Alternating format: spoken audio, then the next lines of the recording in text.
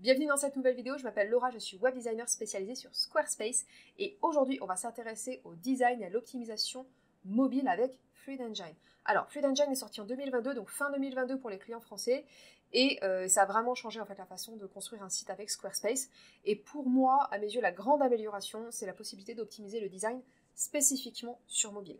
Donc avant, Squarespace s'occupait pour nous de l'optimisation mobile, mais franchement, c'était loin d'être parfait. Et si vous voulez obtenir un résultat plus propre, plus professionnel, plus carré, en fait, il fallait passer par le code CSS. Sauf que quand on est indépendant et qu'on n'est pas dev, le code CSS, voilà. Donc avec Fluid Engine, là, l'avantage, c'est qu'on a la main sur le design mobile, mais l'inconvénient, c'est qu'il faut refaire et surtout repenser le design. Donc c'est ce qu'on va voir aujourd'hui, comment Fluid Engine fonctionne pour l'optimisation mobile et quelles sont les 3 erreurs principales à éviter lorsque vous faites votre design sur mobile. Donc avant de regarder cette vidéo, je vous invite à soit avoir déjà mis les mains dans Fluid Engine, soit de regarder la vidéo d'introduction à Fluid Engine, je vous mettrai le lien en description, et c'est parti.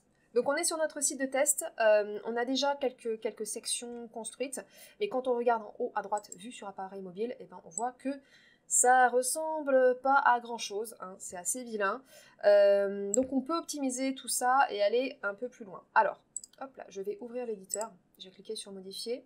Donc quand je clique sur rajouter un bloc, le premier point, la première erreur, le premier point auquel il faut être attentif quand même, quand on clique sur rajouter un bloc, quand on rajoute un élément, imaginons rajouter un bouton, ok, je ne vois pas pourquoi vous pourriez mettre un deuxième bouton ici, mais pourquoi pas, c'est pour l'exemple, on voit en haut à droite qu'on a une petite pastille bleue sur la vue sur mobile. Cette pastille bleue, en fait, elle nous indique qu'on a un travail d'optimisation à faire sur cette section-là, sur la page de façon générale. Et quand je clique, hop, je vois ici qu'il m'a collé le bouton juste en dessous et qu'encore une fois, ça ressemble strictement à rien. Donc ça, c'est la première erreur, le premier point vraiment d'attention. Lorsque vous rajoutez des éléments, faites vraiment attention à prendre en compte tous les éléments et pensez à bien vérifier votre petite pastille bleue ici que vous avez bien optimisé en fait aussi sur mobile. Donc, on va optimiser rapidement cette section sur mobile. On va enlever ce vieux bouton qui ne sert à rien. Hop là. Je rebascule sur mobile. Et le texte là me convient, par contre le bouton ne me convient pas du tout. On va, hop là, basculer comme ça. Donc on voit que c'est vraiment un système de glisser-déposer. Je clique, je maintiens, je glisse. On va créer un peu plus d'espace. Donc vous voyez, je clique sur les éléments et en fait je vais pouvoir du coup, en utilisant j'ai perdu le terme. En glissant sur la bordure, je vais pouvoir agrandir, déplacer, etc. Donc là, on va faire quelque chose comme ça. Est-ce que c'était cohérent par rapport à ce que j'avais fait? Pas vraiment.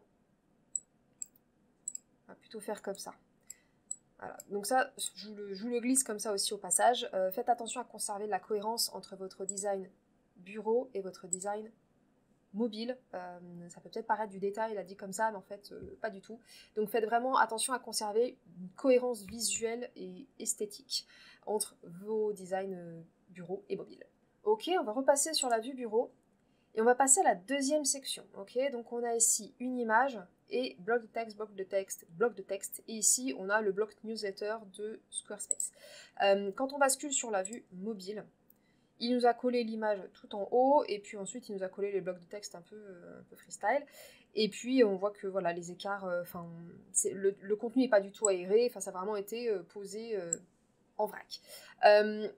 Le deuxième point d'attention, la deuxième erreur, lorsque vous cliquez ici sur modifier la section en vue bureau, vous avez le nombre de lignes qui est affiché, donc 29.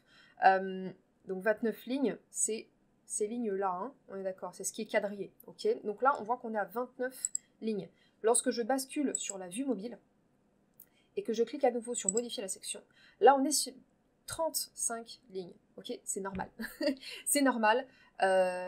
Forcément, lorsque vous allez optimiser votre contenu sur mobile, vous allez avoir besoin de plus d'espace. Forcément, la largeur est réduite, donc vous allez prendre plus d'espace en longueur et en nombre de lignes. Faites attention parce que l'éditeur Squarespace en Fluid Engine n'aime pas trop qu'on aille au-delà de 100 lignes. Lorsque vous dépassez les 100 lignes, ça va commencer à ramer un petit peu et ça va être très désagréable pour vous, si vous êtes web designer, que vous regardez cette vidéo, ça va être très désagréable pour vous pour faire le design de votre site, du site, et ça va être aussi super désagréable pour vos clients lorsqu'ils vont vouloir mettre à jour les photos, le texte, etc. Et si vous êtes un indépendant, vous regardez cette vidéo, vous faites votre site en autonomie, c'est pareil, ça va être super relou, ça va ramer, ça va pas être très très efficace. Donc faites attention à conserver ici un nombre de lignes inférieur à 100. Donc je vous recommande plutôt en fait de construire différentes sections plutôt que de tout balancer dans une seule et même section. Ok. Encore une fois, voilà, pensez à la légèreté de votre code, pensez fluidité, vous ne voulez pas faire ramer votre site. Donc faites attention à ça. On va optimiser le design ici sur mobile. J'ai déjà bougé la photo? Oui, j'ai déjà bougé la photo. On se rappelle tout à l'heure, c'était comme ça, donc voilà. Ok, là, ça me paraît ok. Là, je vais le déplacer un petit peu. On va le monter. Il n'y avait pas grand-chose à faire là sur cette section, hein, on est d'accord. Des fois, c'est bien aussi. Hein. Mais en vrai, moi, je mettrais un peu plus quand même de... Ouais, je mettrais un petit peu plus d'espace là au-dessus. Alors, autre astuce, vous pouvez... Je clique et je glisse pour sélectionner plusieurs éléments, ok. Et j'appuie ensuite sur la flèche bas de mon clavier pour descendre. Ça fait partie comme ça des petites choses, des petites astuces qui vont permettre de gagner du temps lorsque vous faites votre design sur mobile. Je trouve que c'est mieux... Non, comme ça c'est bien, ça me paraît bien. Ok, je rebascule sur la vue bureau. On passe sur la troisième section. Et la troisième erreur, le troisième point sur lequel il faut être très vigilant, il arrive, ça m'est arrivé quelques fois, mais il arrive que lorsque vous touchez au design mobile, ça vienne modifier le design bureau. Alors c'est pas systématique, mais ça arrive, donc faites très très très attention à vraiment vérifier en fait quand vous faites une modification d'un côté que ça ne vienne pas casser de l'autre, bouger des choses de l'autre. Moi ça m'arrive régulièrement d'avoir des textes ou des boutons, des écarts qui viennent qui bougent en fait. Donc faites très attention à ça, à bien vérifier quand vous faites de l'optimisation.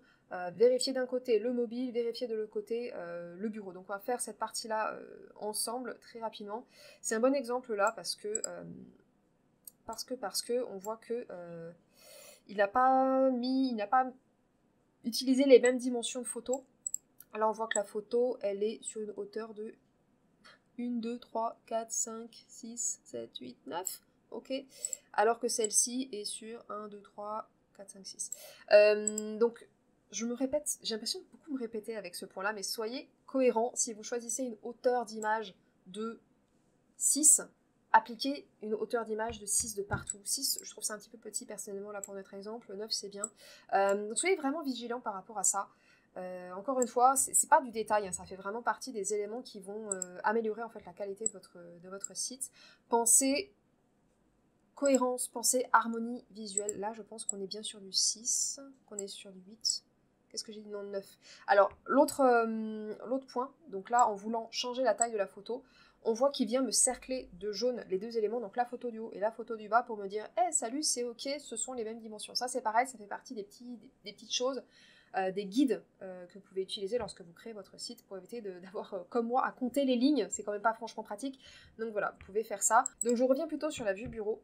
Ok.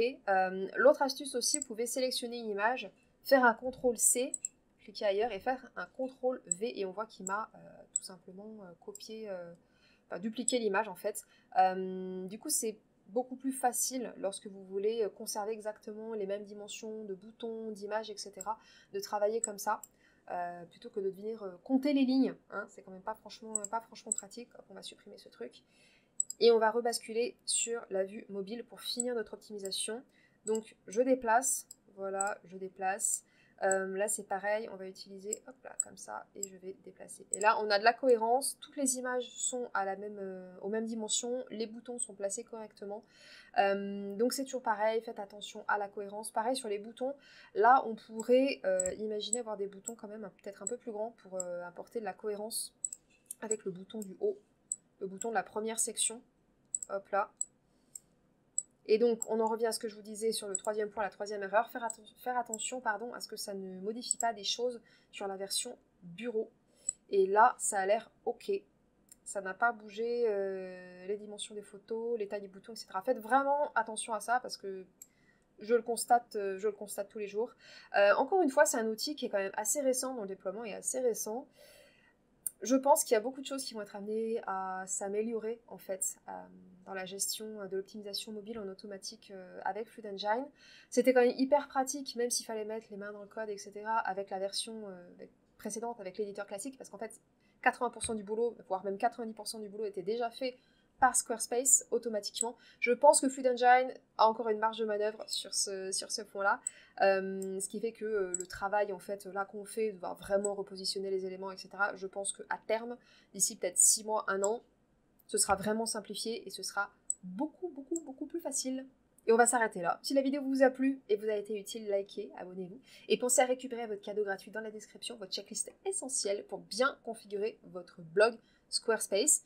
Et puis je vous dis à bientôt. Bye bye.